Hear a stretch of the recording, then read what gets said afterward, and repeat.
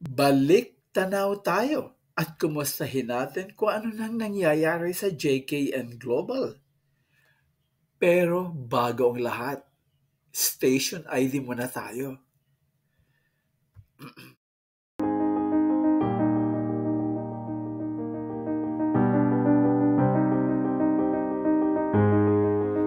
JKN Global is a multimedia company based in Thailand, and they usually buy shows that has been shown before, and they also have bought teleserye from the Philippines.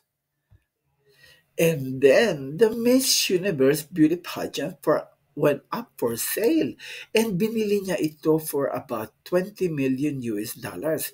Big time, big news. And then ang mga empleyado niya galing sa Amerika, and some of them are from Hollywood, California. And then this happened.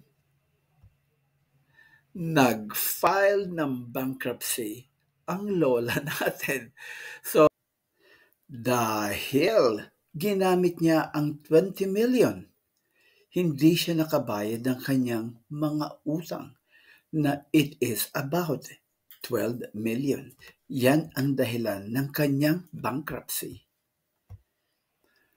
Pwede niyong bisitahin ang stock exchange ng Thailand, and you would see na everything is still going down, down, down.